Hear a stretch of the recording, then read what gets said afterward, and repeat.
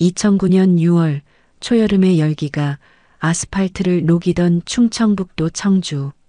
평화롭던 도심 한복판에서 땅이 꺼지는 굉음이 울려 퍼졌습니다. 지하철 공사 발파 작업 중 발생한 거대한 싱크홀은 순식간에 교회의 주차장을 집어삼켰습니다. 그런데 흙먼지가 가라앉은 뒤 현장에 있던 사람들은 자신의 눈을 의심할 수밖에 없었습니다. 지하 주차장 바닥이 꺼지면서 기둥 아래를 받치던 흙과 안반은 모두 사라졌죠. 하지만 기둥은 무너지지 않았습니다. 본관 건물의 굵은 철근들에 엉킨 채 육중한 콘크리트 기둥이 허공에 기괴하게 매달려 있었던 것입니다. 마치 보이지 않는 손이 기둥을 잡고 있는 듯한 위태로운 광경이었습니다.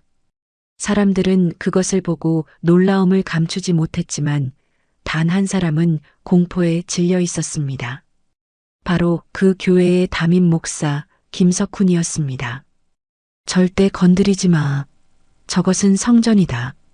건물이 통째로 붕괴될 수 있는 일촉즉발의 상황. 그는 구조대원의 진입을 몸으로 막아서며 매달린 기둥에 손끝 하나 대지 못하게 광기를 부렸습니다. 도대체 저 차가운 회색 기둥 속에 무엇이 있길래 목사는 그토록 필사적이었던 걸까요? 시간을 거슬러 올라가 1999년 7월 장마가 시작되던 밤, 목사의 아내 이수진 씨가 바람이 나서 도망갔다는 소문만 남긴 채 연기처럼 증발했습니다. 그렇게 10년이 흐르는 동안 아무도 알지 못했습니다. 사라진 줄 알았던 그녀가 매주 일요일 남편이 설교하던 강대상 바로 아래 가장 어둡고 차가운 곳에서 10년 동안 숨죽여 기다리고 있었다는 사실을 말입니다. 우연히 터진 다이너마이트가 깨운 것은 탐욕으로 빚어지고 시멘트로 봉인된 끔찍한 진실이었죠. 가장 거룩해야 할 성전의 기둥이 품고 있던 악마의 비밀. 이야기 시작 전 구독 버튼 눌러주시면 오늘도 빛나는 하루를 선물 받으실 거예요. 그날의 이야기 지금 시작합니다. 2009년 6월 15일 오후 2시 30분 초여름의 열기가 아스팔트 위로 아지랑이를 피워 올리던 청주시 상당구 일대였습니다. 나른한 오후의 정적을 깨고 땅 밑 깊은 곳에서 둔탁하고 거대한 굉음이 울려 퍼졌습니다. 쾅! 지하철 2호선 연장 공사 구간에서 터진 발파음이었죠. 진동은 마치 살아있는 짐승처럼 지면을 타고 순식간에 퍼져나갔습니다. 은혜성막교회 지하 주차장의 서늘한 공기 속으로 미세한 균열음이 파고들었습니다.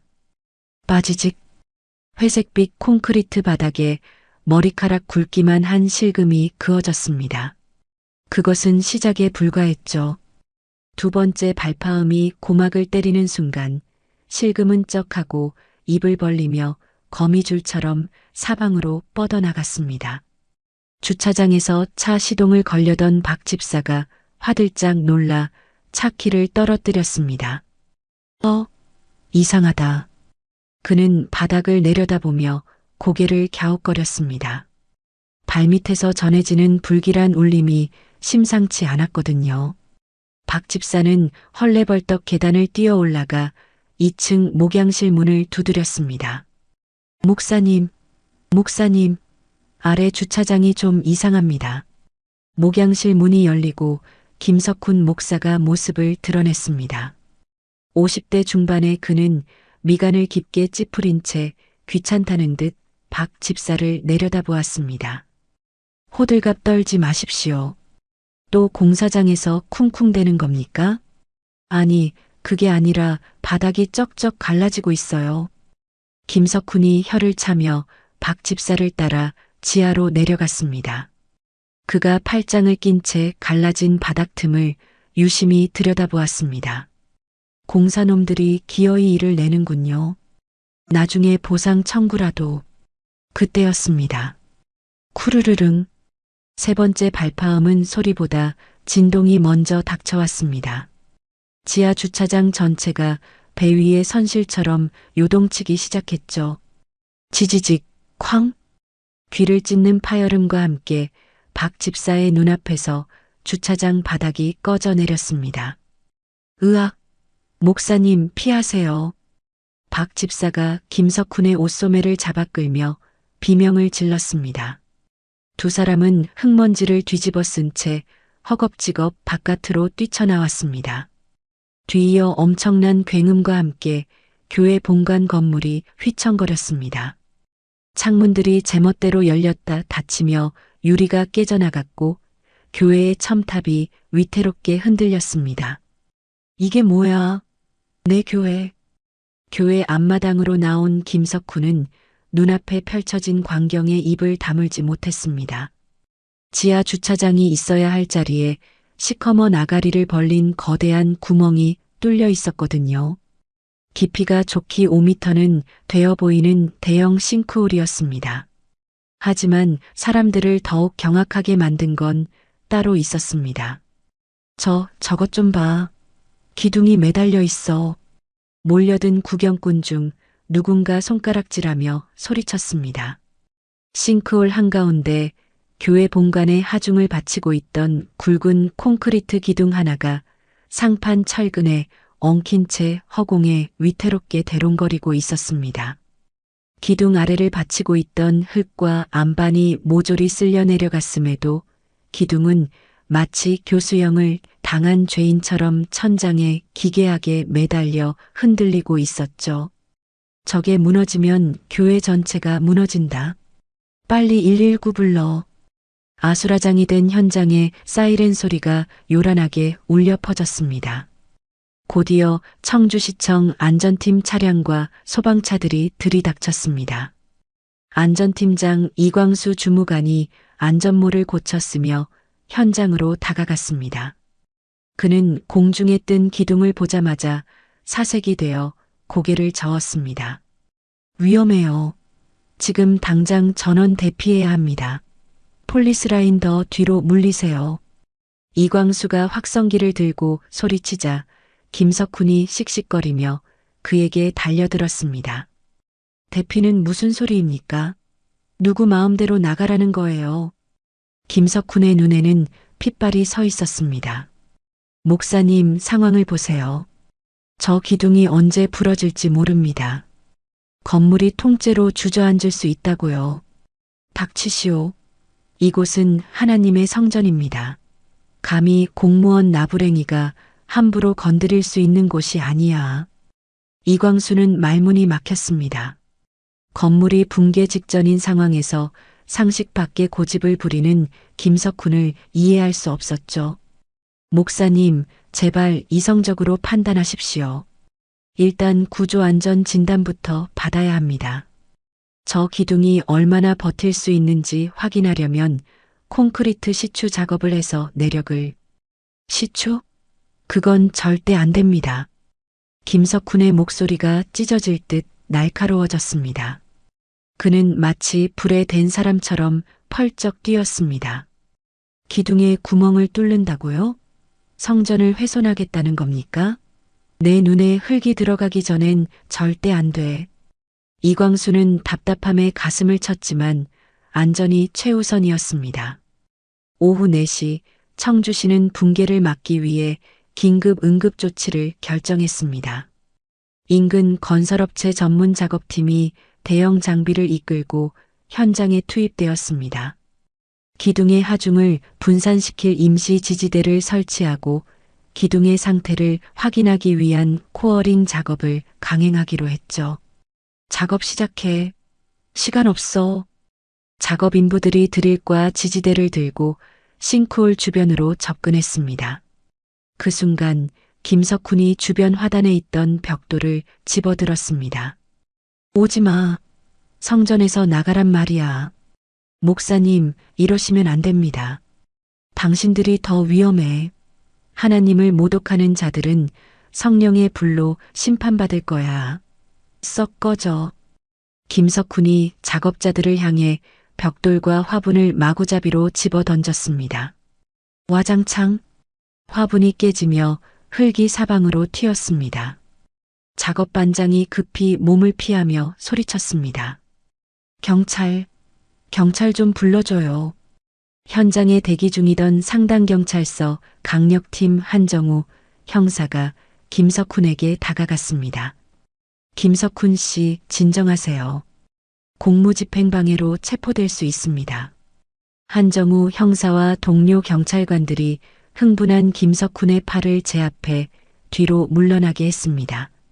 김석훈은 끌려나가면서도 악을 쓰며 기둥 쪽을 노려보았습니다. 안 돼. 건드리지 마.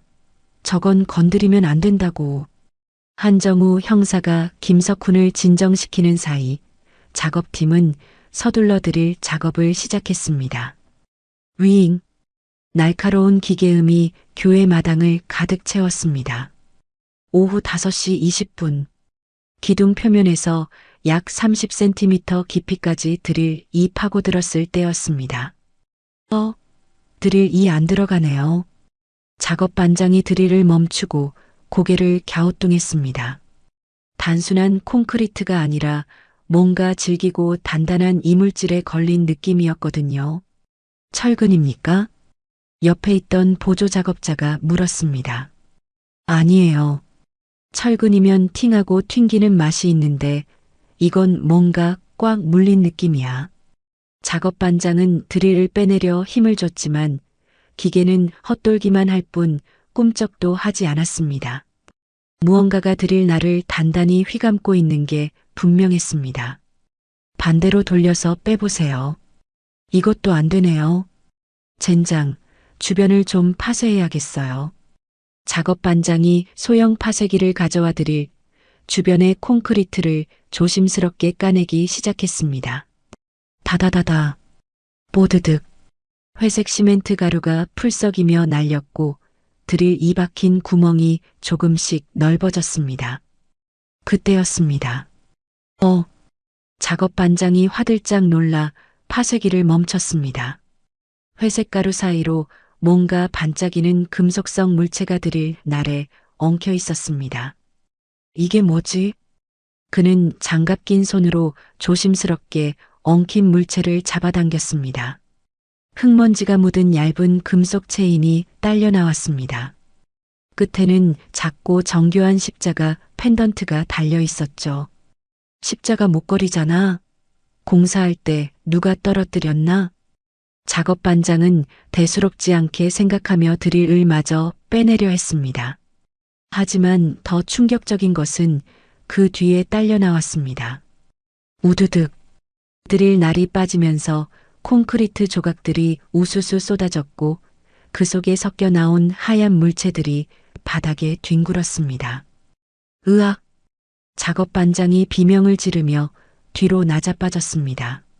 그의 얼굴이 백지장처럼 하얗게 질렸습니다. 사람 뼈야. 뼈가 나왔어.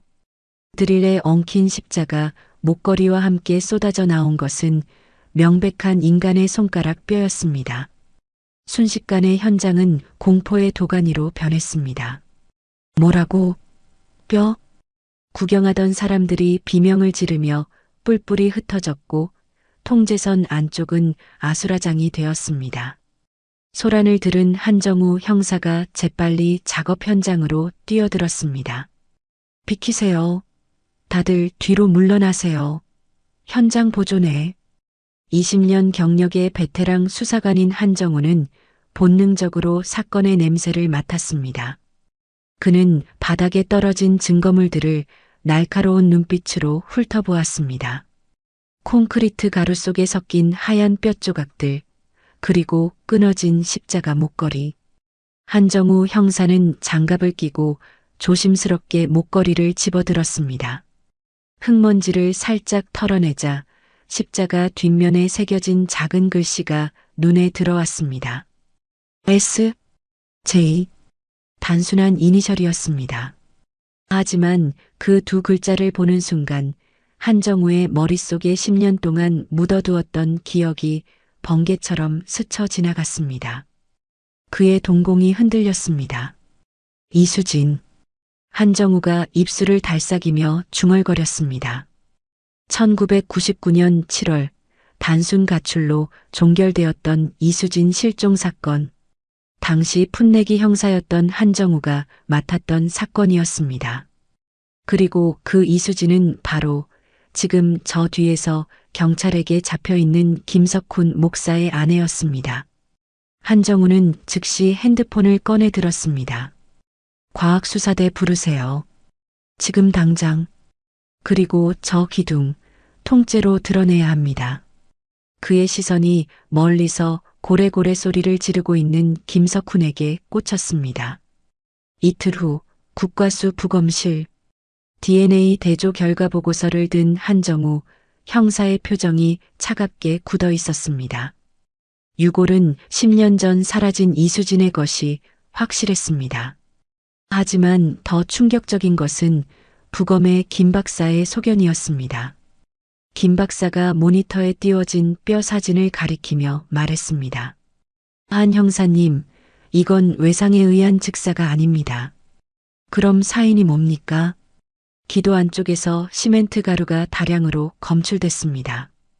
그리고 손가락 뼈 끝부분의 마모 상태를 보세요. 필사적으로 뭔가를 긁어댄 흔적입니다. 김 박사가 안경을 고쳤으며 덧붙였습니다. 생매장입니다. 콘크리트가 굳기 전에 산채로 묻혔어요. 한정우 형사는 주먹을 꽉 쥐었습니다. 10년 전 김석훈은 눈물을 흘리며 경찰서에서 진술했었습니다. 아내가 바람이 나서 다른 남자와 도망갔습니다. 제발 찾지 말아주세요. 하지만 이수진은 도망간 것이 아니었습니다. 그녀는 지난 10년 동안 남편이 설교하던 바로 그 강대상 아래 차가운 콘크리트 기둥 속에 갇혀 고통스럽게 숨을 거뒀던 것입니다. 한정우는 이제야 모든 퍼즐이 맞춰지는 것을 느꼈습니다. 김석훈이 그토록 집요하게 지하철 공사를 반대했던 이유, 교회 리모델링조차 극구 거부하며 기둥에 손을 대는 것을 막으려 했던 광기 어린 행동들, 그것은 성전을 지키기 위함이 아니었습니다. 자신의 끔찍한 범죄가 세상에 드러나는 것을 막기 위한 처절한 몸부림이었던 것입니다. 한정우 형사가 취조실 문을 노려보며 낮게 읊조렸습니다. 김석훈, 당신의 기도는 이제 끝났어. 2009년 6월 18일 청주경찰서 수사과 자료실은 묵은 종이 냄새와 먼지로 가득 차 있었습니다. 한정우 형사는 산더미처럼 쌓인 서류 박스 사이에서 쪼그려 앉아 마른 기침을 뱉어냈습니다. 그의 손에는 누렇게 변색된 1999년의 사건 기록이 들려 있었죠. 10년 전 단순 가출로 허무하게 종결지었던 이수진 실종 사건 파일이었습니다. 한정우는 침을 묻힌 손가락으로 서류를 한 장씩 넘기며 김석훈의 인적 사항을 훑어내려갔습니다. 그러다 어느 한 지점에서 그의 손가락이 멈췄습니다. 여기 있다. 한정우의 눈빛이 매섭게 빛났습니다. 김석훈의 목회자가 되기 전 과거 직업란에 적힌 4글자 때문이었습니다. 형틀 목수. 한정우가 서류를 탁 덮으며 중얼거렸습니다. 형틀 목수라.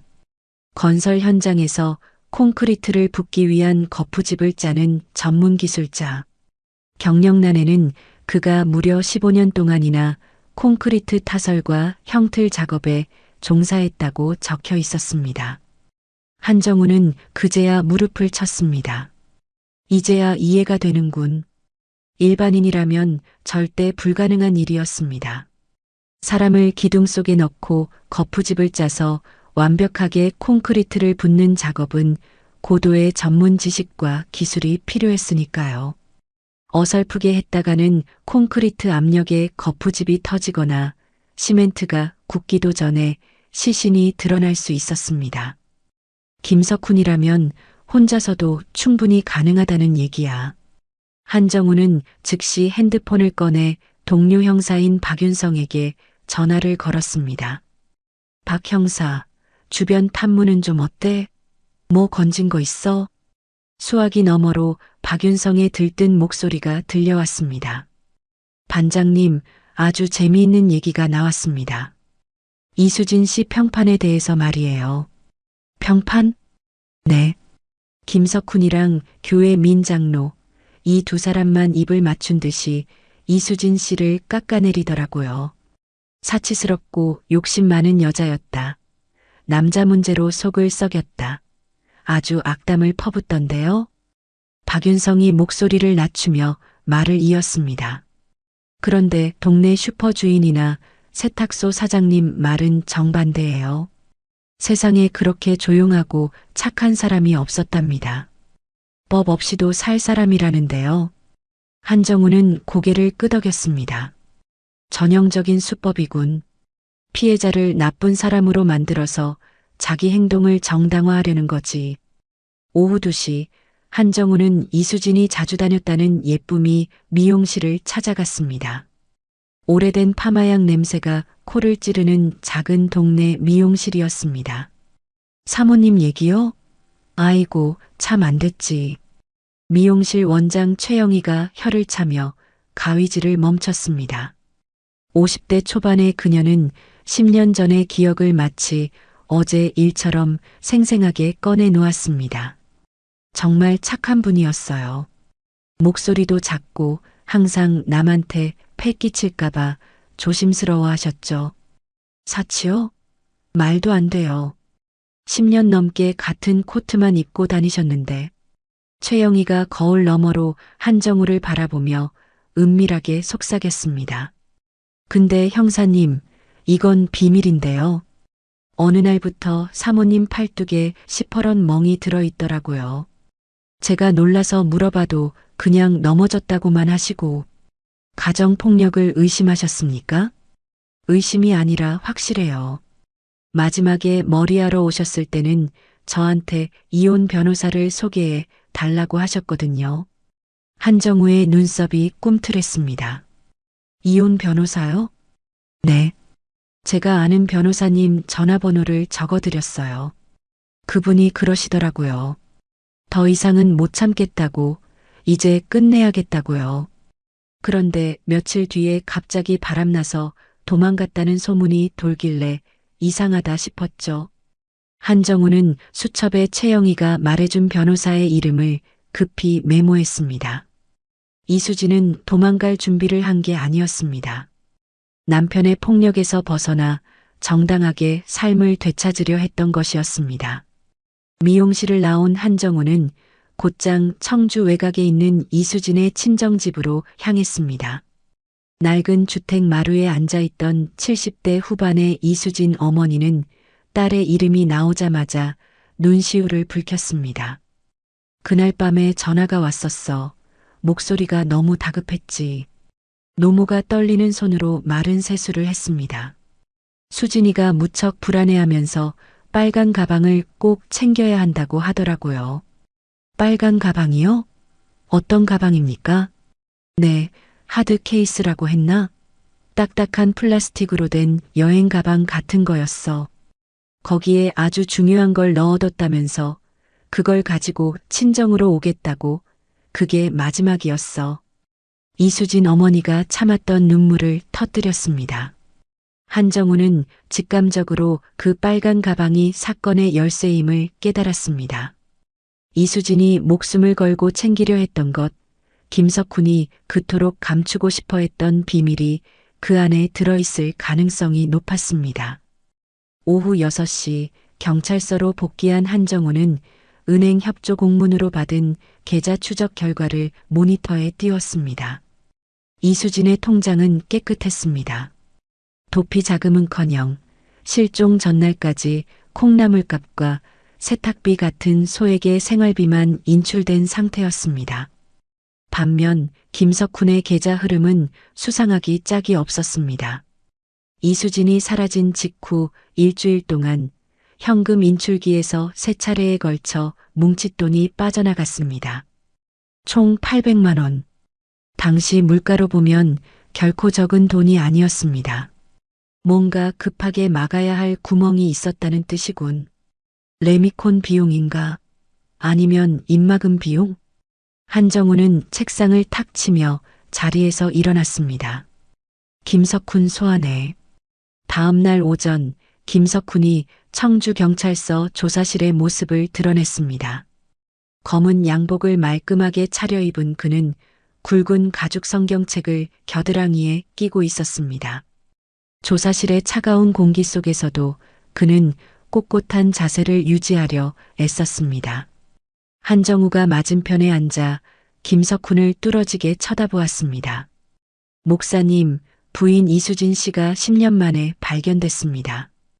안타깝게도 싸늘한 주검으로 말이죠. 한정우의 차분한 목소리에도 김석훈은 눈 하나 깜짝하지 않았습니다. 오히려 그는 성경책을 가슴에 품으며 눈을 지그시 감았습니다. 아내가 기어이 그곳에 있었군요. 알고 계셨습니까? 하나님, 정말 그래도 되는 겁니까? 어찌하여 이런 시련을. 김석훈이 혼잣말처럼 중얼거리더니 고개를 절레절레 저었습니다. 무슨 말씀이십니까? 시신이 발견된 장소를 알고 있었냐고 물었습니다. 아내가 죽어서라도 교회로 돌아오고 싶었나 봅니다. 김석훈이 슬픈 표정을 지으며 한정우를 바라봤습니다. 분명히 몰래 교회로 들어와서 스스로 목숨을 끊은 거예요. 교회가, 그리고 제가 그리웠던 거죠. 비록 육신은 죄를 지어 떠났지만 영혼은 성전을 갈망했던 겁니다.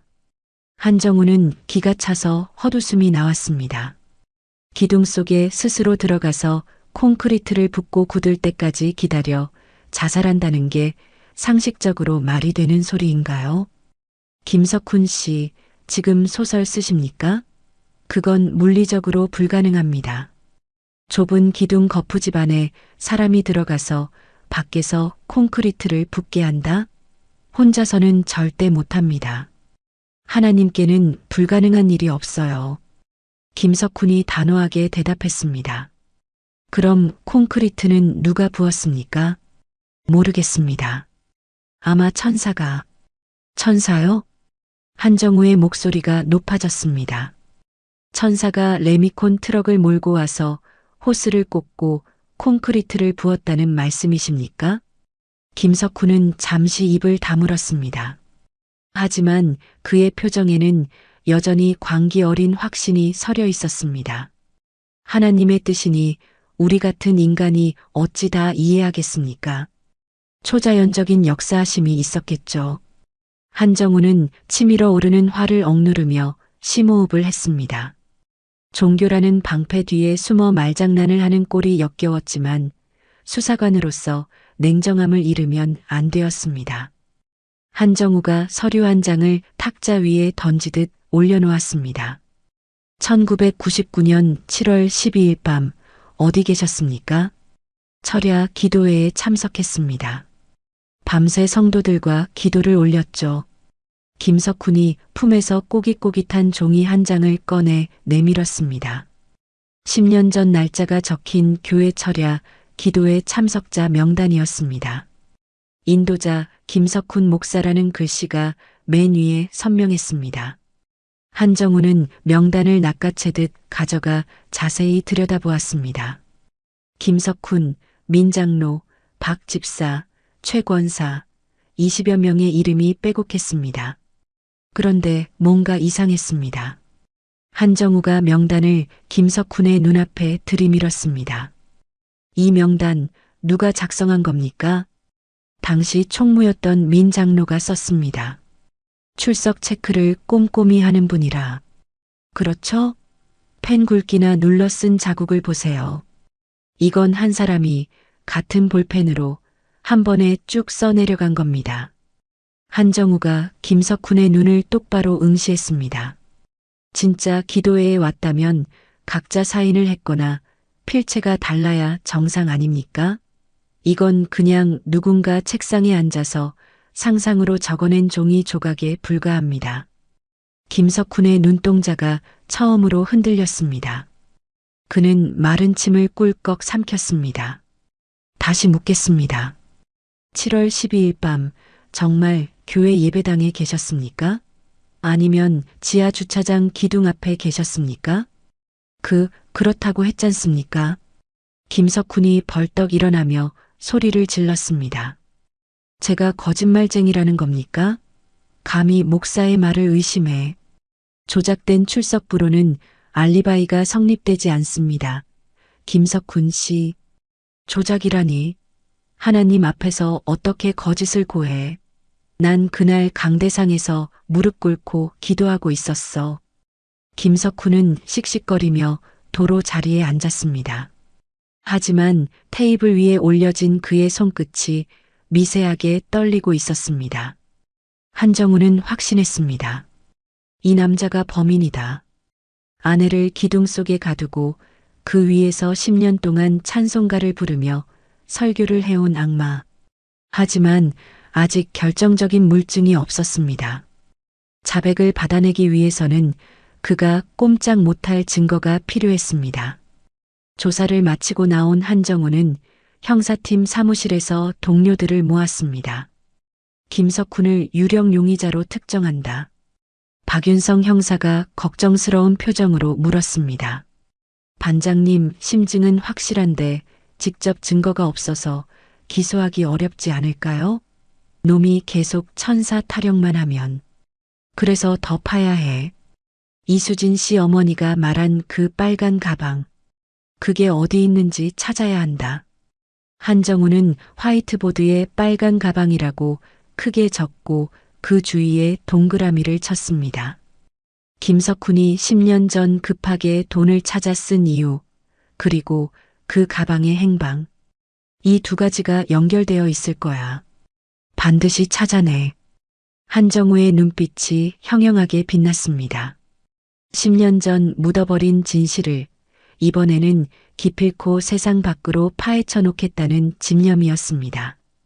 2009년 6월 22일 밤 11시가 넘은 시각이었지만 청주경찰서 형사팀 사무실의 불은 꺼질 줄 몰랐습니다. 한정우 형사는 책상 스탠드 불빛 아래서 눈을 비비며 통신사에서 갓 넘어온 복원 기록을 뚫어지게 쳐다보고 있었습니다. 10년이라는 세월은 데이터 서버에서도 많은 것을 지워버렸지만 집요한 디지털 포렌식 팀이 백업 테이프 구석에서 먼지 쌓인 영과 일의 조각들을 기적적으로 건져 올렸습니다. 1999년 7월 이수진이 사라지기 직전의 통화 내역이었습니다. 찾았다. 한정우가 모니터 화면에 손가락을 갖다 댔습니다. 실종 당일인 7월 12일 오후 3시 27분. 서울 지역번호 2로 시작하는 낯선 번호 하나가 눈에 들어왔습니다. 통화 시간은 무려 12분 38초. 이수진의 평소 통화 패턴이 대부분 1분 내외의 짧은 용무였던 점을 감안하면 이것은 분명 심상치 않은 대화가 오갔음을 의미했습니다. 도대체 누구한테 죽기 직전에 이렇게 오래 매달렸을까? 한정우는 즉시 해당 번호의 당시 가입자 정보를 조회했습니다. 강민철, 37세 당시 27세, 직업 시사주간지 기자. 기자라니. 한정우의 등골로 서늘한 감각이 스쳐 지나갔습니다. 단순한 가정 불화가 아닐 수도 있다는 직감이 강하게 들었죠.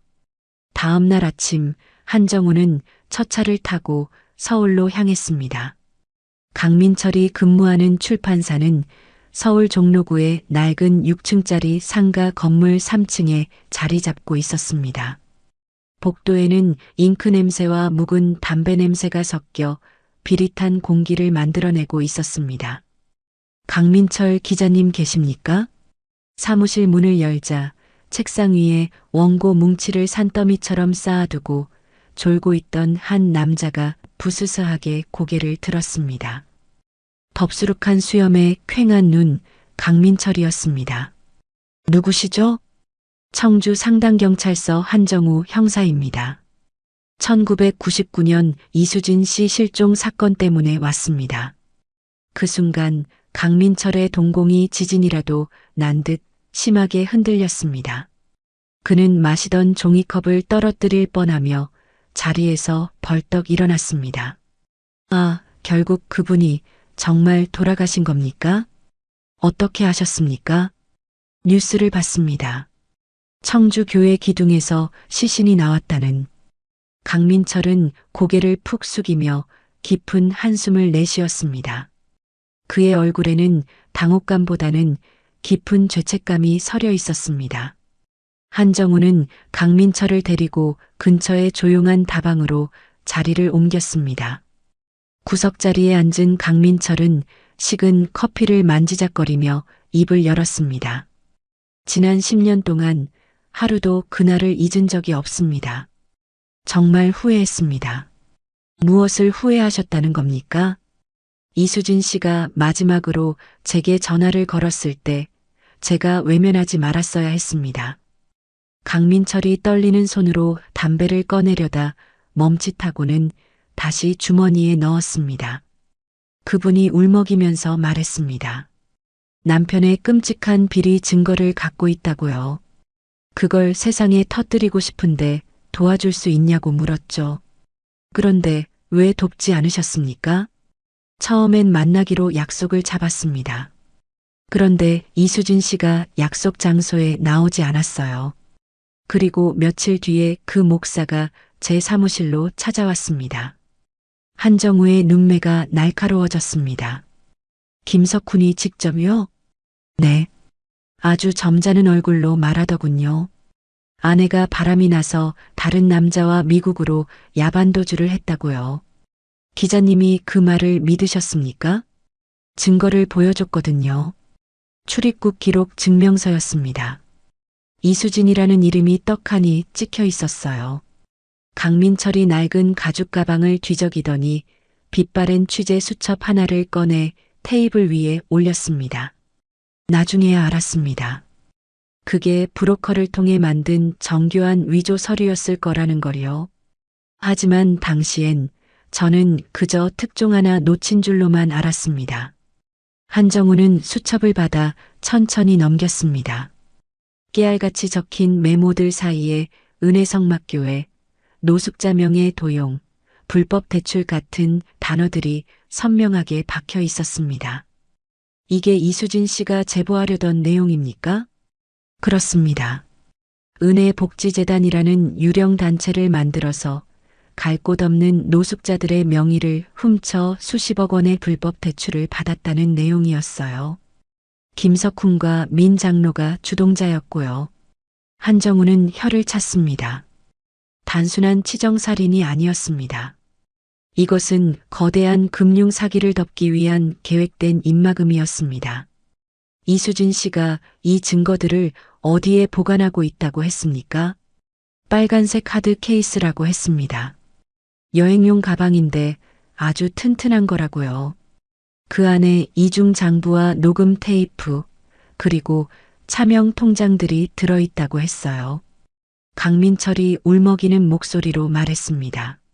제가 그때 조금만 더 의심을 품었다면 그분은 그렇게 차가운 콘크리트 속에 갇히지 않았을 텐데. 한정우는 강민철의 어깨를 가볍게 두드렸습니다. 지금이라도 용기 내주셔서 감사합니다. 이 수첩 수사에 큰 도움이 될 겁니다. 오후 4시 청주로 복귀한 한정우는 곧장 당시 교회 증축 공사를 맡았던 대한건설 사무소를 찾았습니다.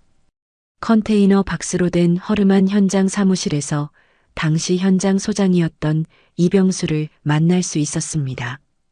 60대 초반의 이병수는 안전모를 벗으며 땀을 닦았습니다. 10년 전 일이라 기억이 가물가물한데 잘 좀 생각해 보십시오, 소장님. 김석훈 목사가 공사 중에 이상한 행동을 하거나 무리한 요구를 한 적은 없었습니까?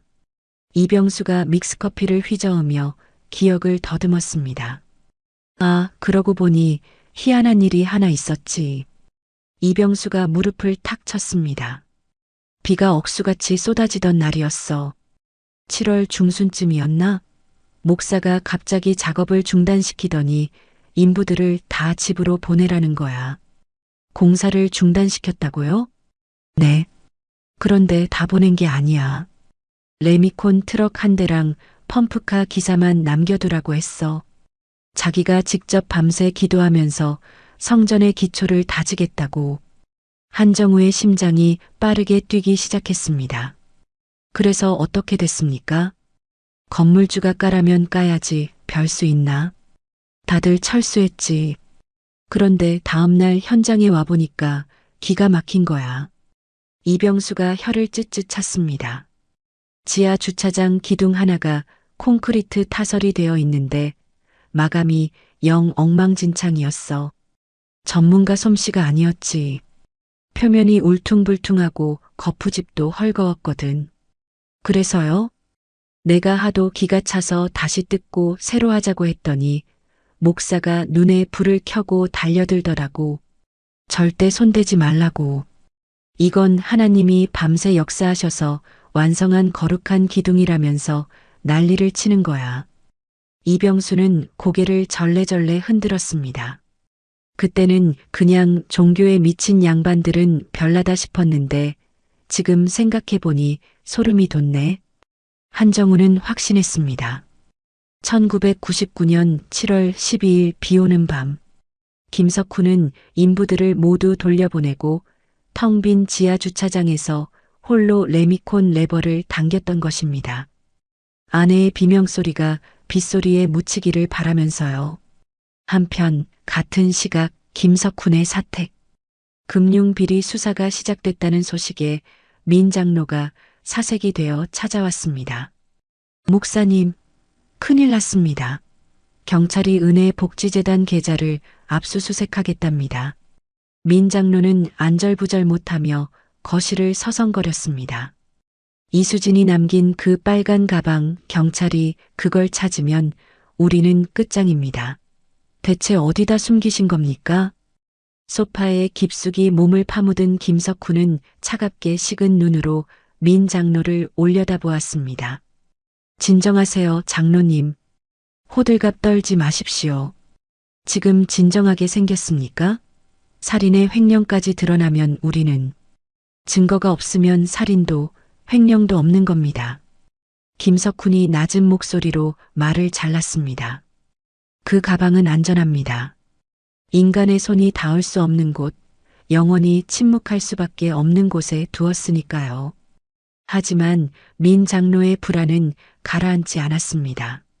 뉴스에서는 연일 성직자의 탈을 쓴 악마, 콘크리트 살인 사건이라는 자극적인 헤드라인이 쏟아지고 있었습니다. 교회 앞에는 기자들과 시위대가 진을 치고 있었죠. 김석훈이 천천히 몸을 일으켰습니다.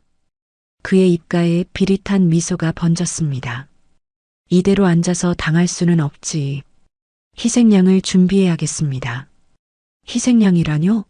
누구를 말씀하시는 겁니까? 나 대신 십자가를 질 사람. 감옥에 가서 내 죄를 씻어줄 충성스러운 종이 필요하지 않겠습니까?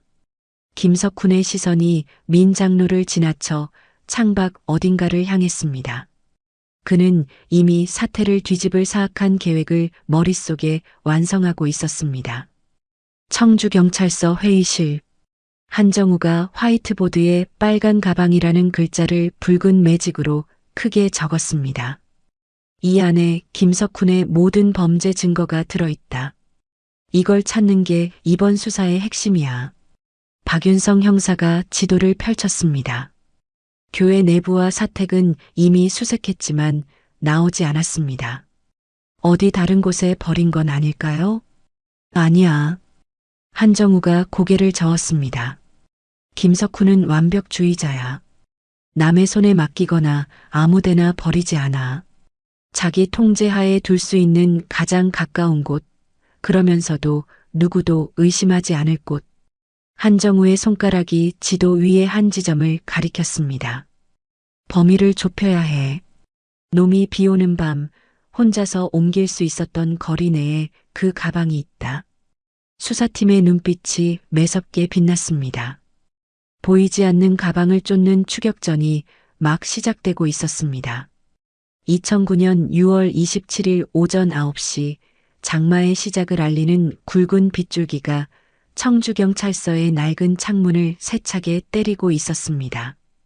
축축한 습기가 감도는 민원실 문이 소리 없이 열리고 검은 개량 한복 차림의 50대 여성이 유령처럼 들어섰죠. 그녀의 얼굴은 며칠 밤을 꼬박 세운 듯 퀭했고 마주 잡은 두 손은 쉴 새 없이 떨리고 있었습니다. 무슨 일로 오셨습니까? 창구 직원의 건조한 물음에 여성이 마른 입술을 힘겹게 달싹였죠. 저 자수하러 왔습니다. 자수요?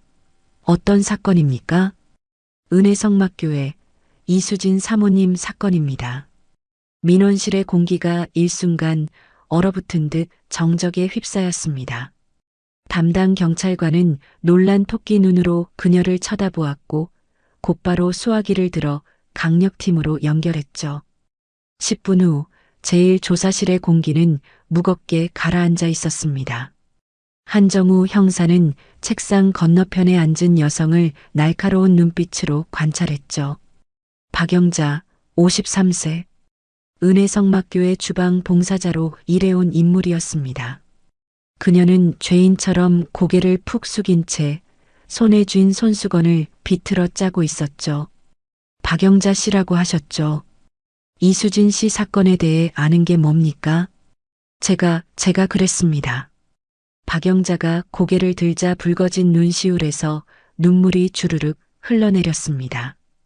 사모님을 죽인 건 저예요. 목사님은 아무것도 모르십니다. 한정우는 미동도 하지 않고 그녀를 응시했죠. 예상치 못한 자백이었지만 수사관의 직감은 어딘가 석연치 않다고 계속해서 경고음을 울리고 있었기 때문입니다. 어떻게 된 일인지 육하원 측에 따라 정확하게 진술해 주십시오. 박영자가 깊은 심호흡을 하며 준비한 듯한 이야기를 꺼냈습니다. 10년 전 7월 12일 밤이었습니다. 사모님이 갑자기 주방에 들이닥쳐 헌금 장부를 내놓으라고 난동을 부렸습니다. 그래서요? 목사님을 욕되게 하지 말라고 말렸더니 저를 밀치더군요. 욱하는 마음에 저도 밀쳤는데 사모님이 뒤로 넘어지면서 기둥 거푸집 모서리에 머리를 찧었습니다. 박영자는 마치 눈앞에 그 장면이 보이는 듯 구체적으로 묘사했죠. 겁이 나서 혼자 시신을 거푸집 속에 밀어넣고 시멘트를 개어서 덮어버렸습니다. 혼자서 그 일을 다 했다고요? 네. 맹세코 혼자 했습니다. 한정우는 박영자의 눈을 뚫어지게 응시하며 볼펜을 까딱거렸습니다. 진술은 지나치게 완벽했고 그 완벽함이 오히려 더 수상하게 느껴졌죠. 오후 2시 서장실에서 긴급수사회의가 열렸습니다. 경찰서장은 만족스러운 표정으로 서류를 탁탁 털며 웃음을 지었죠. 범인도 자백했고 진술도 아주 구체적이야. 박영자의 과실치사 및 사체 유기로 송치해. 서장님, 아직 미심쩍은 부분이 많습니다. 한정우가 즉각 이의를 제기했습니다. 왜소한 중년 여성이 혼자 시신을 유기했다는 게 물리적으로 불가능합니다. 시끄러워. 자네 이번 진급심사 코앞인 거 알지? 복잡하게 만들지 말고 시키는 대로 해. 서장의 호통에 한정우는 입술을 깨물며 주먹을 꽉 쥐었죠. 보이지 않는 거대한 힘이 수사를 덮으려 하고 있었습니다. 같은 시각 서울의 한 변호사 사무실. 김석훈 목사는 기자회견을 앞두고 거울 앞에서 표정 연기를 점검하고 있었죠. 오후 4시 수많은 카메라 플래시가 터지는 가운데 그가 마이크 앞에 섰습니다. 존경하는 국민 여러분. 김석훈이 떨리는 목소리로 입을 열었죠. 범인이 제가 15년 동안 친가족처럼 아꼈던 박 권사였다니요. 믿음으로 키운 자식에게 칼을 맞은 기분입니다. 기자가 손을 번쩍 들고 질문했습니다. 박영자 씨를 용서하실 겁니까? 김석훈은 성경책을 가슴에 품으며 하늘을 올려다보았죠. 뼈를 깎는 고통이지만 하나님의 종으로서 그녀를 용서하려 합니다. 여론은 순식간에 김석훈에 대한 동정론으로 돌아섰습니다. 인터넷에는 그를 응원하는 댓글이 도배되기 시작했죠. 하지만 한정우는 흔들리지 않았습니다. 그는 조사실로 돌아와 박영자의 신상 기록을 샅샅이 뒤졌죠. 박영자, 신장 158cm, 체중 48kg, 관절염 치료 기록 다수. 말이 안 돼. 한정우가 책상을 내리치며 벌떡 일어났습니다. 관절염 앓는 단신 여자가 시신을 들어서 3m 높이 거푸집 위로 올렸다고? 그것도 혼자서? 그때 박영자의 가족관계 증명서를 훑어보던 한정우의 시선이 한 곳에 멈췄습니다. 아들 박민수, 2009년 6월 20일 S그룹 입사. 국내 굴지의 대기업 S그룹이었죠. 추천인은 놀랍게도 김석훈 목사였습니다. 한정우의 입가에 차가운 미소가 번졌습니다. 아들의 인생을 볼모로 잡았군. 아주 악질이야. 다음 날 오전 한정우는 다시 박영자를 조사실로 불렀습니다. 테이블 위에는 굵은 공사장용 밧줄 한 뭉치와 레미콘 트럭 조작 패널 사진이 놓여 있었죠.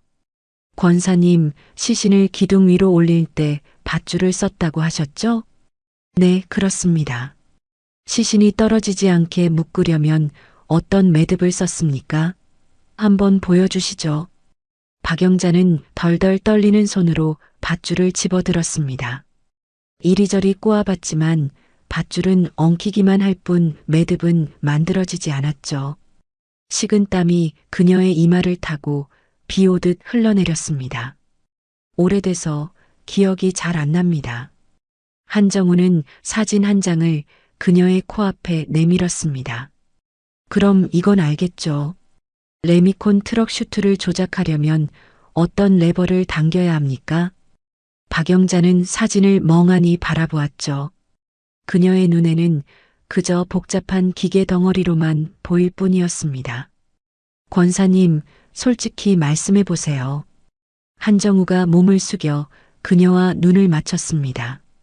아들 민수 씨, 이번에 S그룹 들어갔더군요. 정말 축하드립니다. 아들이라는 단어가 나오자 박영자의 얼굴이 백지장처럼 하얗게 질렸죠. 형사님, 제발. 아들이 살인자의 자식으로 평생 손가락질 받으며 사는 거 정말 원하십니까? 김석훈 목사가 약속한 그 자리가 어머니의 감옥살이와 바꿀 만큼 가치 있는 겁니까? 한정우의 호통에 박영자가 무너지듯 책상 위로 엎드렸습니다. 그녀의 입에서 짐승 같은 울음소리가 터져나왔죠. 목사님이 시켰어요. 민수를 위해서. 흑흑. 조사실 방 복도 끝에 창문으로 장맛비가 거세게 몰아치고 있었습니다. 견고해 보이던 거짓의 댐이 마침내 무너져 내리고 있었죠. 2009년 6월 30일 오전 국립과학수사연구원의 전화벨 소리가 한정우 형사의 책상을 울렸습니다. 수화기를 든 한정우의 손에는 땀이 배어 있었죠. 한 형사님, 국과수 김 박사입니다. 시신 감식 결과 중 특이한 점이 발견돼서 급히 연락드렸습니다. 김 박사의 목소리는 평소보다 한 톤 높게 들떠 있었습니다. 특이한 점이라뇨? 사인은 이미 밝혀지지 않았습니까? 아니요, 사인이 아니라 결박 방식입니다. 시신을 묶었던 밧줄의 매듭이 아주 독특해요. 한정우는 볼펜을 꽉 쥐며 메모할 준비를 했습니다. 어떻게 특별한가요? 이건 일반인이 묶은 게 아닙니다. 건설 현장에서 비계나 거푸집을 고정할 때 쓰는 아주 전문적인 매듭이에요. 김 박사가 말을 이었습니다. 현장 용어로 형틀 목수 매듭 혹은 반생이 매듭이라고도 하죠. 엄청난 하중을 견디면서도 절대 저절로 풀리지 않게 꼬아놓은 방식입니다. 이건 10년 이상 밥 먹고 철사만 만진 베테랑 아니면 흉내도 못 냅니다. 한정우는 무릎을 탁 쳤습니다. 평생 주방에서 칼질만 해온 박영자가 거친 건설 현장의 전문 기술인 반생이 매듭을 알 리가 없었으니까요. 박사님, 감사합니다. 지금 당장 그 매듭 사진과 분석 자료 좀 팩스로 넣어 주십시오. 한정우의 눈빛이 매섭게 빛났습니다. 그는 즉시 유치장에 수감된 박영자에 대한 소환 명령을 내렸습니다. 오후 2시 제1조사실.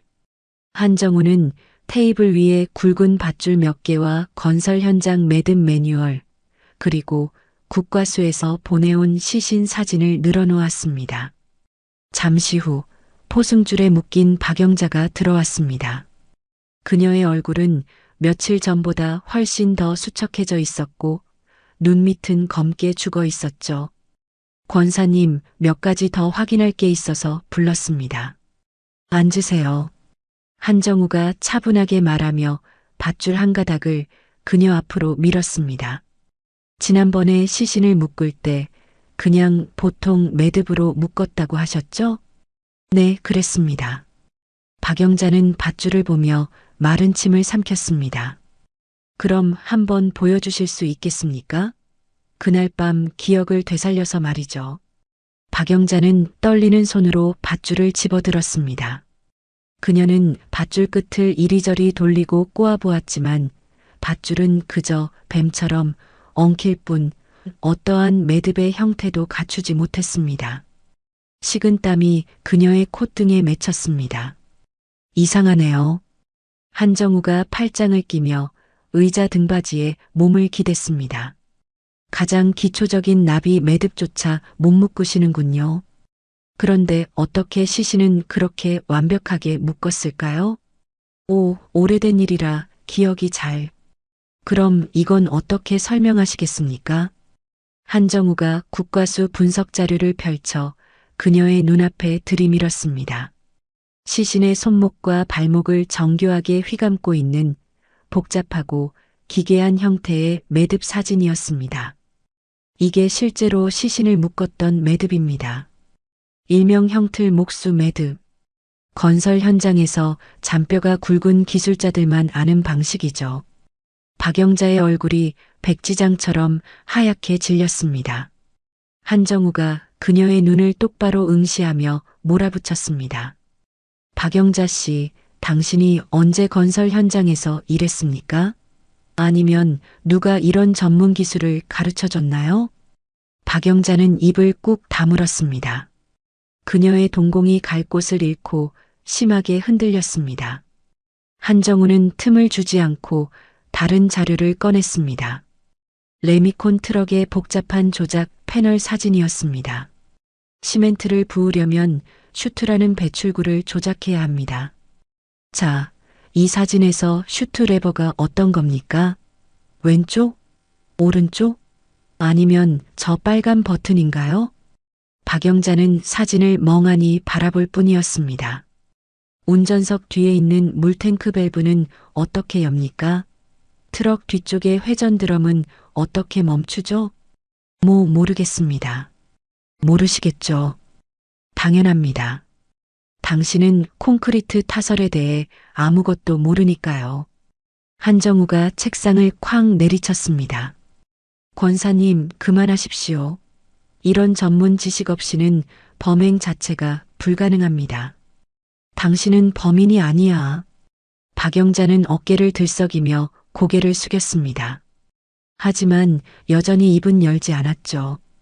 누군가를 보호하려는 혹은 누군가를 두려워하는 침묵이었습니다. 그때 한정우의 노트북으로 디지털 포렌식 팀에서 보낸 긴급 파일 하나가 도착했습니다. 박영자의 휴대폰에서 삭제된 통화 녹음 파일을 복구한 것이었죠. 한정우는 말없이 노트북 스피커의 볼륨을 높였습니다. 치직거리는 잡음 섞인 소리 사이로 너무나 익숙하고 위압적인 목소리가 흘러나왔습니다. 영자야, 모든 것은 하나님의 뜻이다. 김석훈 목사의 목소리였습니다. 차갑고 비정한 톤이 조사실의 공기를 얼어붙게 만들었습니다. 네가 십자가를 져야 해. 그래야 민수가 살 수 있어. 목사님, 너무 무리한 요구 아닙니까? 제가 어떻게 사람을 죽였다고. 박영자의 흐느끼는 목소리가 이어졌습니다. 무리한 요구? 내가 내 아들을 어디까지 끌어올려줬는데. 김석훈의 목소리가 순식간에 표변하여 으르렁거렸습니다. 지방대 나온 놈 대기업 꽂아준 게 누구야? 내 추천서 아니었으면 서류도 통과 못했어. 이제 와서 배은망덕하게 굴 거야? 하지만 감옥이라니요. 하지만은 무슨, 네가 감옥에서 썩든 말든 상관없어. 내 아들 인생 망치고 싶어? 내가 입 한 번 뻥긋하면 그놈 내일 당장 회사에서 쫓겨나는 거야. 알겠어? 뚝. 녹음 파일이 끊기며 정막이 찾아왔습니다. 박영자는 양손으로 얼굴을 감싸 쥐고 책상 위로 무너져 내렸습니다. 그녀의 입에서 짐승이 울부짖는 듯한 통곡이 터져 나왔습니다. 목사님이, 흑흑, 목사님이 시키신 거예요. 드디어 굳게 닫혀있던 진실의 문이 열렸습니다.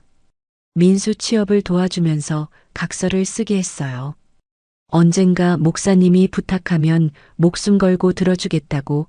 그게 사람 죽인 죄를 뒤집어 쓰라는 건 줄은 꿈에도 몰랐어요. 한정우는 휴지를 건네며 그녀를 달랬습니다. 이제 다 말씀하세요. 그날 밤 진짜로 무슨 일이 있었습니까? 박영자가 눈물범벅이 된 얼굴을 들었습니다. 저는 그저 망만 봤습니다. 망을 봤다고요? 네. 비 오는 날 밤에 목사님이 저를 불렀어요. 사모님이 쓰러져 있었고 목사님이 다 알아서 할 테니 밖에서 누가 오는지나 보라고. 박영자의 입술이 파르르 떨렸습니다. 그 다음엔 어떻게 됐습니까? 목사님이 기둥이 세워질 자리 바닥을 곡괭이로 미친 듯이 팠어요. 그리고 뭔가를 먼저 묻더라고요. 뭘 묻었습니까? 빨간색 여행용 가방 같았어요. 딱딱해 보이는 가방을 구덩이 깊숙이 넣고 흙을 덮은 뒤에 그 위에 사모님을.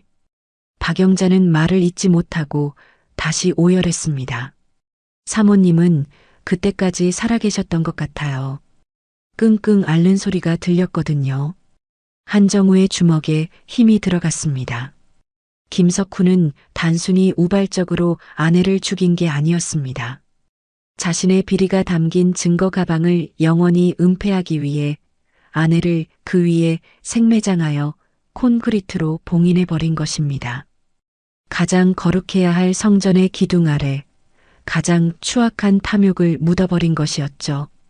한정우는 즉시 자리에서 일어나 무전기를 들었습니다. 강력팀 전원, 지금 당장 은혜성막교회 싱크홀 현장으로 집합해.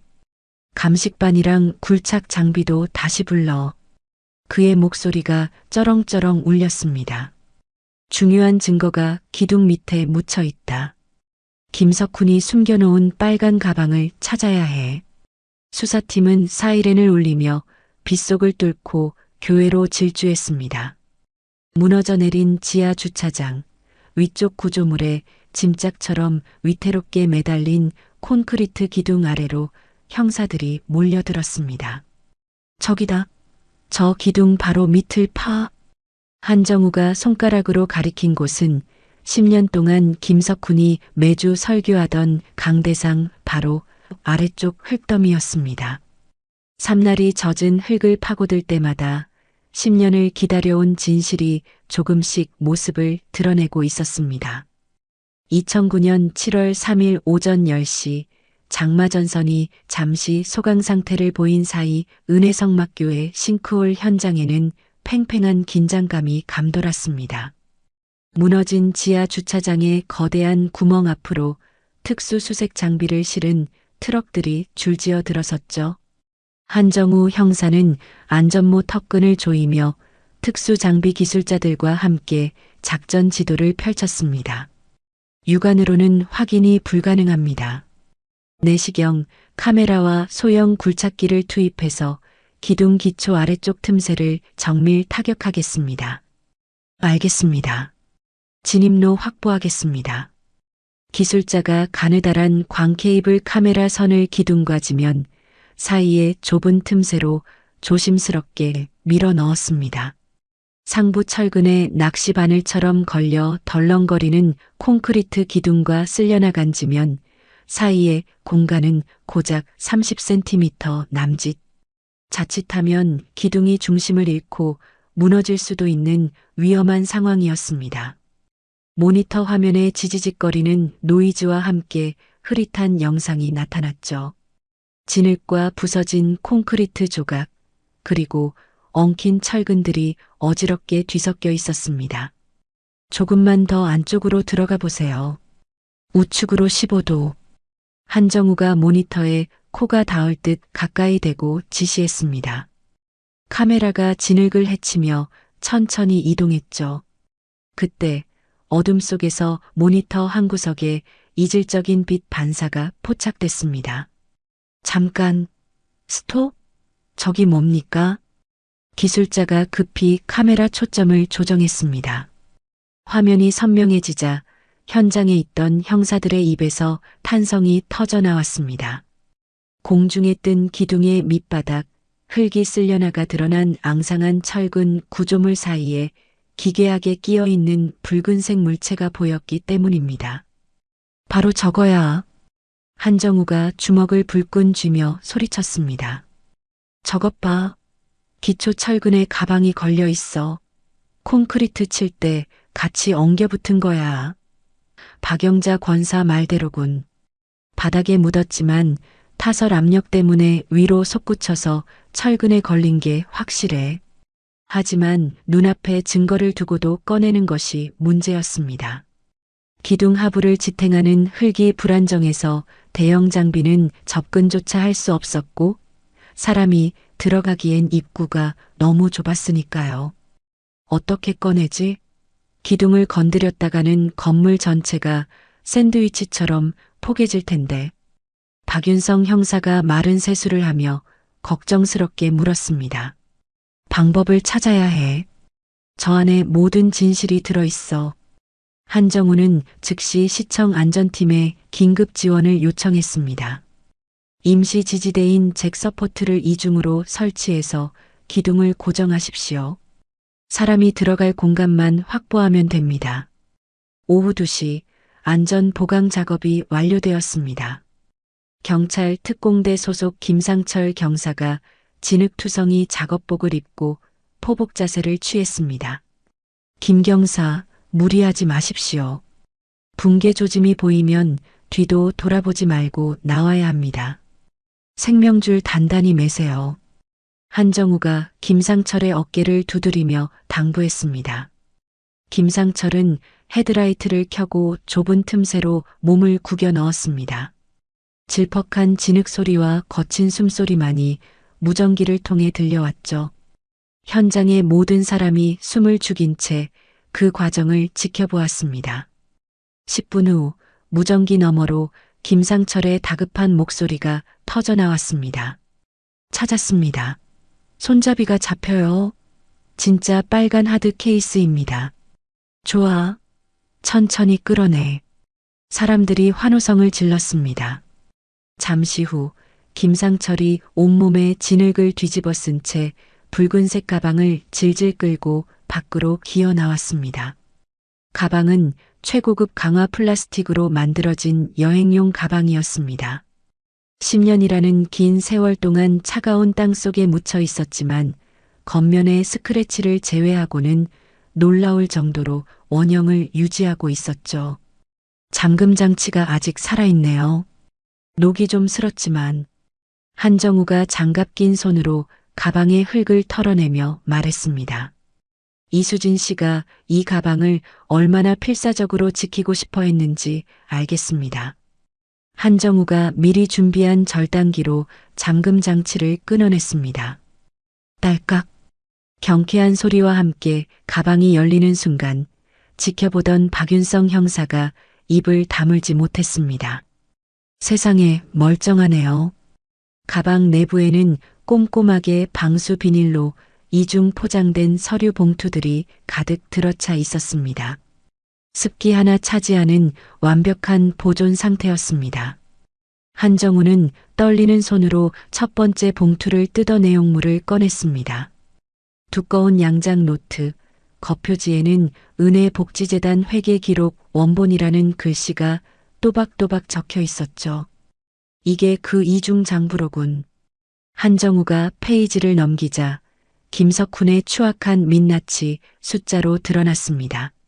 성도들이 피땀 흘려낸 헌금이 어떻게 세탁되어 김석훈의 주머니로 들어갔는지 날짜와 금액이 상세하게 기록되어 있었습니다. 반장님, 여기 좀 보세요. 박윤성이 장부의 한 페이지를 손가락으로 가리켰습니다. 매달 500만 원씩 박미영이라는 사람에게 고정적으로 송금했습니다. 비고란의 생활비라고 적혀 있네요. 박미영? 내 연녀일 가능성이 크군. 성직자의 탈을 쓰고 두 집 살림을 했어. 장부를 넘기던 한정우의 시선이 멈췄습니다. 더 충격적인 기록이 나왔기 때문입니다. 강원랜드 VIP실 2천만 원 손실, 성일 불법 하우스 5천만 원 차용, 신도들의 눈물 묻은 헌금으로 도박판을 벌였어.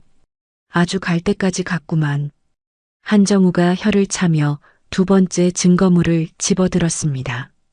김석훈, 민장로 대화라는 라벨이 붙은 카세트 테이프 뭉치였습니다. 이수진 씨가 목숨 걸고 녹음한 파일들입니다. 한정우는 즉시 현장에서 휴대용 카세트 플레이어를 작동시켰습니다. 치직거리는 잡음 사이로 김석훈의 육성이 흘러나왔습니다. 장로님, 이번에 노숙자 명의 10명만 더 구해보세요. 한 명당 1억씩 10억은 땡겨야 교회 증축빚도 갚고 나도 좀 숨통이 트이지. 목사님, 그러다 걸리면 큰일 납니다. 은행 감사라도 나오면. 걱정 마세요. 은행 지점장도 우리 교인인데 설마 목사를 의심하겠어? 들킬 리가 없어. 아무도 신경 안 쓴다고. 명백한 금융 사기모의 증거이자 살인 동기를 입증할 결정적 한 방이었습니다. 이수진이 이 사실을 폭로하려 하자 입을 막기 위해 끔찍한 짓을 저지른 것이었죠. 하지만 한정우는 단순히 증거물 내용에만 집중하지 않았습니다. 그의 날카로운 시선은 가방이 발견된 위치에 꽂혀 있었습니다. 이상해. 한정우가 기둥 아래 텅 빈 구멍을 노려보며 중얼거렸습니다. 왜 가방이 기둥 안이 아니라 기둥 밑 흙 속에서 나왔을까? 박윤성도 그제야 고개를 끄덕였습니다. 그러게요. 우발적으로 밀쳐서 죽였다면 시신을 유기할 때 가방도 같이 기둥 속에 던져 넣었을 텐데요. 바로 그거야. 한정우가 차갑게 식은 눈빛으로 범행 순서를 재구성했습니다. 김석훈은 처음부터 계획적이었어. 첫 번째, 땅을 깊이 파서 증거물이 담긴 이 가방을 먼저 묻는다. 두 번째, 그 위에 기둥 거푸집을 세운다. 세 번째, 이수진 씨를 산채로 거푸집에 넣고 콘크리트를 붓는다. 세상에, 그럼 시신 자체가 가방을 숨기기 위한 봉인석이었다는 겁니까? 그래. 완벽하게 계획된 범죄야. 박영자 권사가 시키는 대로 진술했던 우발적 사고와는 앞뒤가 전혀 안 맞아. 김석훈은 처음부터 아내를 수장시킬 콘크리트 무덤을 짜고 있었던 거지. 소름 끼치는 진실 앞에서 형사들은 말을 잃었습니다. 한정우는 즉시 검찰청 당직 검사에게 전화를 걸었습니다. 체포영장 청구합니다. 긴급 상황입니다. 피의자 김석훈. 혐의는 살인 및 사체 유기, 특경법 위반입니다. 증거는 차고 넘칩니다. 오후 5시 법원에서 체포영장이 발부되었습니다. 한정우는 수사팀 전원을 대동하고 사이렌을 울리며 은혜성막교회로 향했습니다. 하지만 현장에 도착한 경찰차들을 맞이한 것은 기이한 광경이었습니다. 교회 정문 앞에 수백 명의 신도가 인간띠를 만들어 입구를 봉쇄하고 있었던 것입니다. 우리 목사님 건드리지 마라. 사탄의 무리들아. 이건 명백한 종교 탄압이다. 물러가라. 신도들은 결사항전, 순교 각오라고 쓰인 붉은 머리띠를 두르고 격렬하게 저항했습니다. 김석훈이 미리 자신의 죄가 드러날 것을 예감하고 신도들을 선동하여 방패막이로 세운 것이 분명했습니다. 목사님은 죄가 없다. 다 조작이다. 하나님이 불벼락을 내리실 것이다.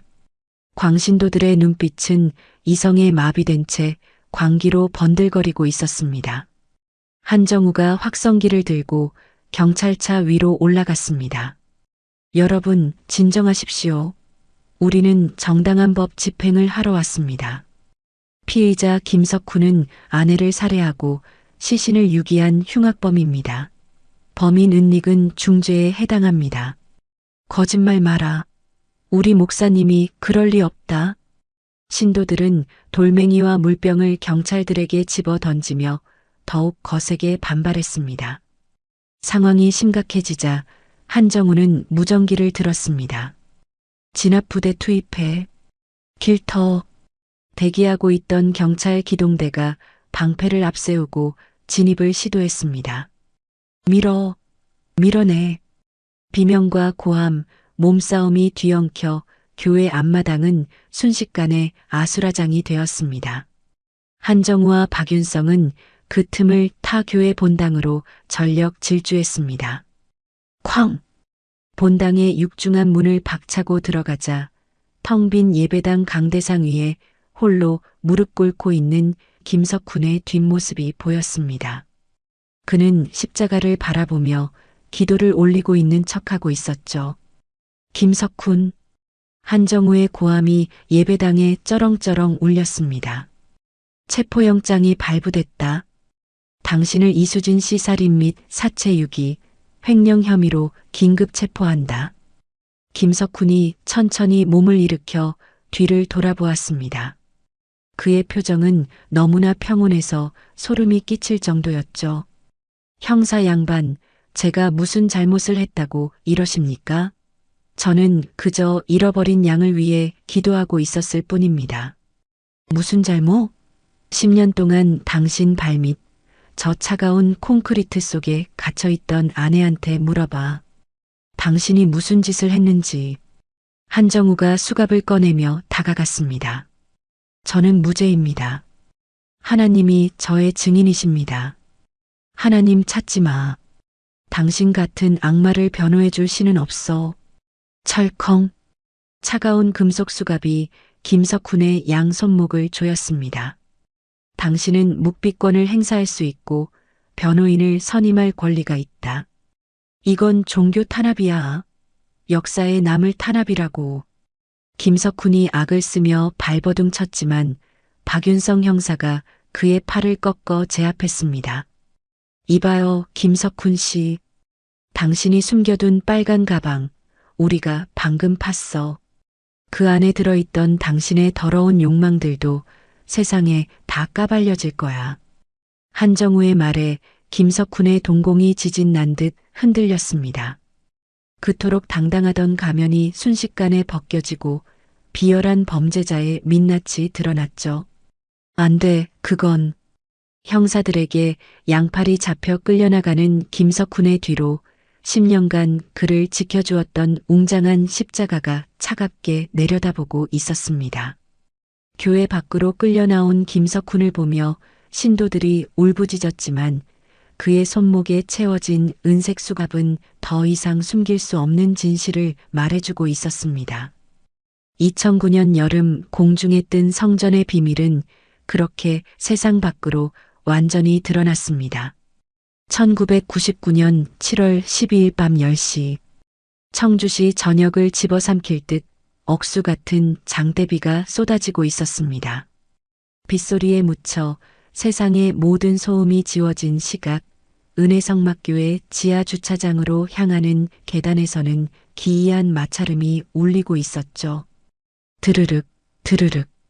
이수진은 품에 안기에도 버거운 붉은색 카드 케이스를 끌어안고 위태롭게 계단을 내려가고 있었습니다. 그녀의 창백한 얼굴은 공포보다는 어떤 결기로 가득 차 있었습니다. 남편의 추악한 비리를 세상에 알리고 지옥 같은 이곳을 벗어나겠다는 마지막 몸부림이었죠. 이제 끝이야. 더 이상 속고 살 수는 없어. 이수진이 빗물 섞인 눈물을 닦아내며 중얼거렸습니다. 하지만 희망은 지하 주차장 입구에서 산산조각 났습니다. 어둠 속에서 검은 우산을 쓴 그림자가 그녀를 기다리고 있었기 때문입니다. 김석훈이었습니다. 이 밤중에 어디를 그리 급하게 가시나? 김석훈의 목소리는 빗소리를 뚫고 차갑게 파고들었습니다. 이수진이 화들짝 놀라 뒷걸음질 쳤습니다. 당신이 여기서 뭘? 내 교회 내가 지키는데 뭐가 문제야?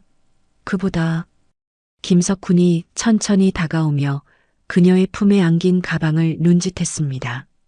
그 빨간 가방, 내 허락도 없이 가져가면 곤란하지. 비켜요.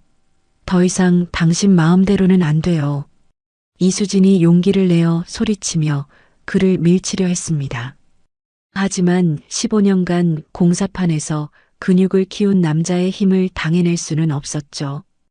김석훈은 이수진의 손목을 낚아채 비틀었습니다. 아, 이리 내놔. 거친 몸싸움 끝에 이수진이 바닥으로 내동댕이 쳐졌고 빨간 가방이 아스팔트 바닥에 떨어지며 입을 벌렸습니다. 와르르.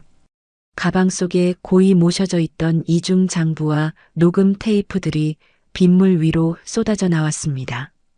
김석훈이 바닥에 흩어진 서류를 집어들었습니다.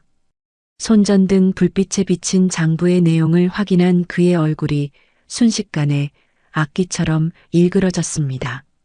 이런, 감히 내 뒷조사를 해? 당신이 하는 더러운 짓을 내가 모를 줄 알았어? 이수진이 젖은 머리카락을 쓸어넘기며 도끼 어린 눈으로 그를 노려보았습니다. 도박의 횡령 그리고 여자 문제까지 당신은 목사 가운을 입을 자격도 없어. 내가 다 폭로할 거야. 폭로? 누구 마음대로? 이성이 끊어진 김석훈의 주먹이 이수진의 얼굴로 날아들었습니다. 퍽! 외마디 비명과 함께 이수진이 쓰러졌지만 김석훈의 폭력은 멈추지 않았습니다. 그는 바닥에 쓰러진 아내를 향해 무자비하게 발길질을 해댔습니다. 감히 나를, 내가 세운 성전을 무너뜨리려 해? 이수진의 의식이 점차 흐릿해지며 빗물 웅덩이가 붉게 물들기 시작했습니다. 숨을 헐떡이던 김석훈은 쓰러진 아내를 내려다보다가 떨리는 손으로 휴대폰을 꺼내 들었습니다. 영자야, 지금 당장 교회로 튀어와. 이 시간에요? 비가 이렇게 오는데. 잔말 말고 와. 아무한테도 알리지 말고 뒷문으로 와라. 30분 후 택시에서 내려 허겁지겁 달려온 박영자는 눈앞의 광경에 입을 틀어막았습니다. 피투성이가 되어 쓰러진 사모님, 그리고 짐승처럼 눈을 번뜩이는 목사님. 목사님, 이게 무슨... 입 닥쳐. 김석훈이 박영자의 멱살을 잡고 으르렁거렸습니다.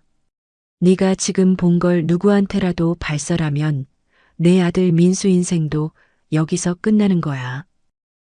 민수가 여기서 왜 나옵니까? 상관 있어. 내가 지금까지 내 아들 학비 대주고 뒷바라지한 게 얼만데?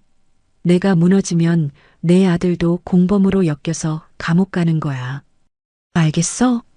가난한 어미에게 자식이라는 볼모는 가장 강력한 족쇄였습니다. 박영자는 공포에 질려 고개를 끄덕일 수밖에 없었죠. 도와. 안 그러면 둘 다 죽어. 김석훈은 곧바로 익숙하게 움직이기 시작했습니다. 그는 창고에서 곡괭이와 삽을 가져와 지하 주차장 기둥이 세워질 자리에 맨바닥을 미친 듯이 파헤쳤습니다. 20년 형틀 목수의 솜씨는 녹슬지 않았습니다. 목사님, 뭘 하시는 겁니까? 증거를 묻는 거야. 영원히. 김석훈이 빗물과 땀이 뒤섞인 얼굴로 대답했습니다. 이 가방이 세상에 나오는 순간 내 성전은 무너져. 그건 하나님도 원치 않으셔. 1시간의 사투 끝에 깊은 구덩이가 만들어졌습니다. 김석훈은 쏟아져 나온 서류들을 다시 가방에 구겨 넣고 그 빨간 하드 케이스를 구덩이 깊숙이 던져 넣었습니다. 그리고 흙을 덮어 평평하게 다졌죠. 하지만 진짜 공포는 그 다음부터였습니다. 김석훈은 기절한 이수진을 끌고 와 건설 현장에서 비계를 묶던 굵은 밧줄로 그녀의 손발을 결박하기 시작했습니다. 복잡하고 단단한 형틀 매듭이 그녀의 몸을 조여갔습니다. 목사님, 제발. 사모님은 아직 숨이 붙어 있어요. 박영자가 바짓가랑이를 붙잡고 매달렸습니다.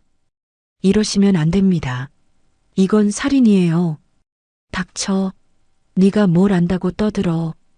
김석훈이 박영자를 발로 걷어찼습니다.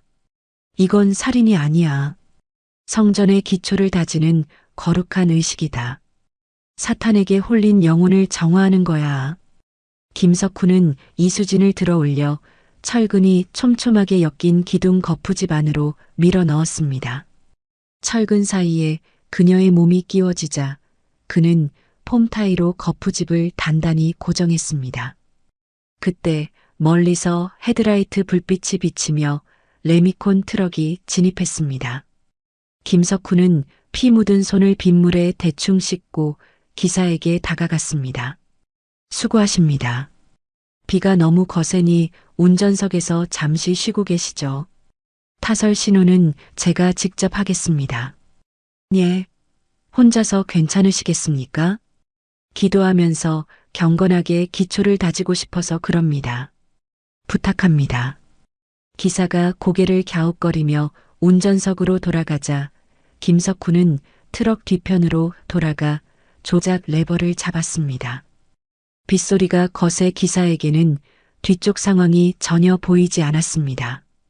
김석훈은 트럭 뒤편의 조작 레버를 잡았습니다.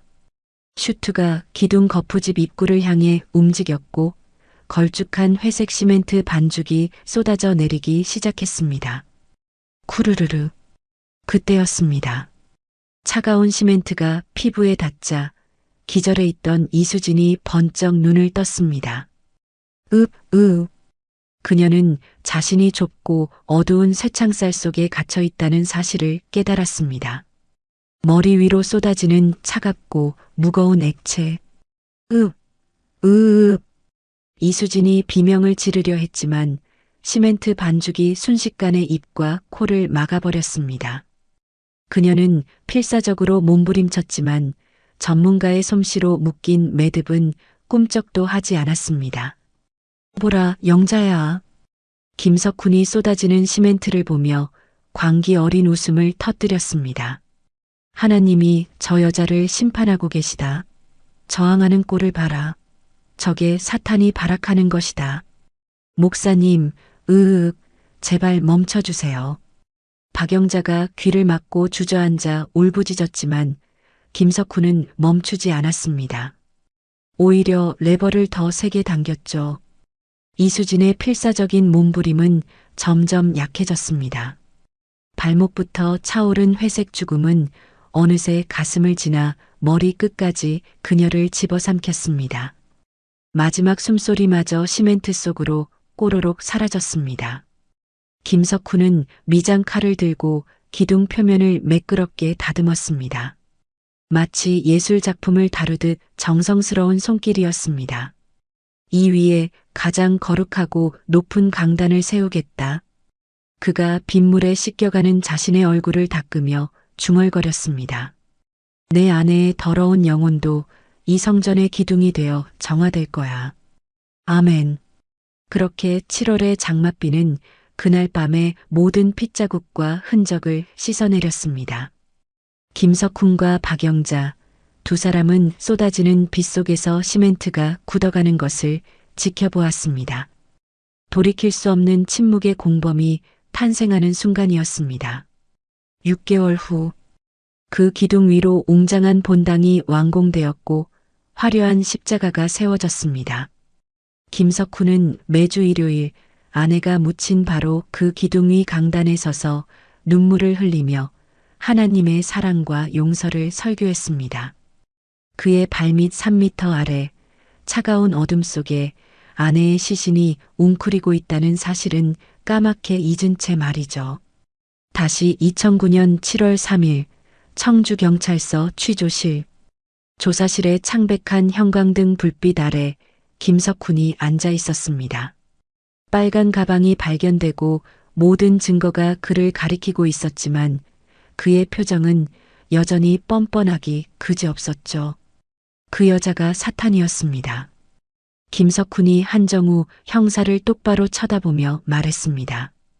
하나님의 거룩한 종인 저를 유혹해서 타락시키려 했단 말입니다. 교회를 무너뜨리려는 마귀였다고요. 한정우는 기가 차다는 듯 헛웃음을 지으며 고개를 저었습니다. 10년이라는 세월이 지났지만 괴물은 여전히 자신의 성 안에 갇혀 있었습니다. 김석훈 씨, 당신은 사탄을 심판한 게 아닙니다. 자신의 치부를 덮기 위해 아내를 생매장한 살인자일 뿐입니다. 아니야. 나는 하나님의 심판을 대행한 거야. 그 기둥은 나의 신앙 고백이다. 김석훈이 책상을 치며 악을 썼습니다. 하지만 한정우는 동요하지 않고 천천히 자리에서 일어났습니다. 당신의 그 역겨운 신앙 고백은 끝났어. 이제 진짜 심판을 받을 시간입니다. 김석훈 목사님. 취조실의 철문이 닫히는 소리가 무겁게 울려 퍼졌습니다. 그것은 10년간 이어진 거짓된 성전의 붕괴를 알리는 마지막 종소리였습니다. 2009년 9월 15일 청주지방법원 제1호 법정에는 무거운 침묵만이 감돌았습니다. 방청석을 가득 메운 사람들의 시선이 피고인석의 선한 남자에게 꽂혀 있었죠. 푸른 수의를 입고 수갑을 찬 김석훈이었습니다. 그는 여전히 턱을 치켜든 채 오만한 표정으로 재판부를 응시하고 있었습니다. 주문. 피고인 김석훈에게 무기징역을 선고한다. 판사의 준엄한 목소리가 법정의 정적을 깨뜨렸습니다. 방청석 곳곳에서 안도의 한숨과 탄식이 터져나왔습니다. 판사가 판결문을 읽어 내려갔습니다. 피고인은 성직자라는 사회적 지위를 악용하여 다수의 횡령과 사기를 저질렀을 뿐만 아니라 자신의 범죄를 은폐하기 위해 배우자를 계획적으로 살해하고 유기하는 인면수심의 범죄를 저질렀다. 판사의 시선이 김석훈에게 머물렀습니다. 그럼에도 불구하고 피고인은 재판 내내 범행을 부인하며 피해자를 모독하고 종교적 궤변으로 일관하는 등 전혀 반성의 기미를 보이지 않았다. 이에 사회로부터 영구히 격리할 필요가 있다. 이에 있습니다. 이건 종교 탄압입니다. 김석훈이 자리를 박차고 일어나 소리쳤습니다. 나는 하나님의 심판을 대행했을 뿐이야. 너희가 감히 나를. 피고인을 퇴정시키세요. 교도관들이 달려들어 발버둥 치는 김석훈을 제 앞에 끌고 나갔습니다. 질질 끌려나가면서도 그는 악을 썼습니다. 내가 세운 성전은 무너지지 않아. 영원할 거야. 반면 별도 공판에서 박영자는 고개를 푹 숙인 채 눈물을 흘리고 있었습니다. 피고인 박영자에게 징역 5년을 선고한다. 재판부는 그녀가 장기간 김석훈의 심리적 지배와 협박 아래 있었음을 참작했습니다. 피고인은 가해자인 동시에 또 다른 피해자로 보인다. 그러나 범행을 방조하고 진실을 은폐한 책임은 결코 가볍지 않다. 박영자는 판결이 내려지자 바닥에 주저앉아 오열했습니다. 죄송합니다. 정말 죄송합니다. 한 달 후인 10월 20일, 가을비가 추적추적 내리는 가운데 흉물처럼 남아있던 은혜성막교회 주변으로 노란 통제선이 쳐졌습니다. 지하철 공사 재개와 함께 건물의 완전 철거가 결정되었기 때문입니다. 안전상의 이유로 발파 해체 방식이 채택되었습니다. 현장 지휘소에 있던 한정우 형사가 무전기를 들었습니다. 주변 통제 완료했습니다. 작업 시작하십시오. 알겠습니다. 카운트다운 들어갑니다. 스피커를 통해 카운트다운 소리가 울려 퍼졌습니다. 3, 2, 1 발파. 쾅, 쾅, 쾅. 거대한 폭음과 함께 교회 기둥들에 설치된 다이너마이트가 순차적으로 터졌습니다. 10년간 끔찍한 비밀을 품고 있던 거대한 콘크리트 덩어리가 먼지 구름을 일으키며 수직으로 주저앉았습니다. 쿠르르르. 한때 공중에 매달린 기적이라 불렸던, 그러나 실상은 탐욕의 무덤이었던 성전이 완전히 사라지는 순간이었습니다. 뿌연 먼지가 가라앉고 잔해만 남은 털을 바라보며 구경하던 시민 중 누군가 작게 중얼거렸습니다. 이제야 저 땅도 숨을 좀 쉬겠네. 며칠 뒤 이수진의 고향 선산. 한정우 형사는 하얀 국화꽃 한 송이를 갓대 입힌 봉분 위에 올려놓았습니다. 국과수에서 인계받은 이수진의 유골은 10년 만에 차가운 시멘트 감옥에서 벗어나 따뜻한 흙으로 돌아왔습니다. 장례식은 조촐했습니다. 이수진의 노모와 몇몇 친척들만이 참석해 흐느끼고 있었죠. 그때 검은 양복을 입은 남자가 비틀거리는 걸음으로 다가왔습니다. 강민철 기자였습니다. 그는 이수진의 영정 앞에 무릎을 꿇고 통곡했습니다. 죄송합니다. 정말 죄송합니다, 사모님. 강민철은 품에서 곱게 코팅된 신문 스크랩을 꺼내 재단 위에 올렸습니다. 어느 내부 고발자의 죽음과 뒤늦은 참회. 특종을 쫓던 기자가 아닌 한 인간으로서 쓴 뼈저린 반성문이 담긴 기사였습니다. 그때 제가 전화를 끊지 않았더라면, 제 욕심에 눈이 멀지 않았더라면. 강민철이 땅을 치며 후회하자 이수진의 어머니가 떨리는 손으로 그의 어깨를 감싸주었습니다. 이제 됐소. 우리 수진이도 그 마음 알 거요. 노모가 몸을 돌려 한정우의 두 손을 꼭 잡았습니다. 거친 손마디에서 진심 어린 온기가 전해졌습니다. 형사님 덕분이에요. 형사님이 아니었으면 우리 딸은 영영 그 차가운 돌 속에 있었을 텐데. 어르신, 너무 늦게 찾아드려서 죄송합니다. 한정우의 눈시울도 붉어졌습니다. 마땅히 해야 할 일을 했을 뿐입니다. 이제 마음의 짐을 내려놓으십시오. 바람이 불어와 묘소 주변의 억새들이 물결쳤습니다. 마치 이수진이 그들에게 작별 인사를 건네는 듯 했습니다. 그로부터 3년이 지난 2012년 봄, 은혜성막교회가 있던 자리에는 최신식 지하철역이 들어섰고 그 위쪽 부지는 시민들을 위한 작은 공원으로 탈바꿈했습니다. 따스한 봄 햇살이 내리쬐는 공원 벤치에 한정우가 앉아 있었습니다. 아이들이 까르르 웃으며 잔디밭을 뛰어다녔고 유모차를 끄는 부부들이 평화롭게 산책을 즐기고 있었죠. 13년 전 탐욕의 눈먼 자가 아내를 묻었던 그 끔찍한 현장이라고는 믿기지 않을 만큼 평온한 풍경이었습니다. 이제 정말 끝났구나. 한정우가 혼자 중얼거렸습니다.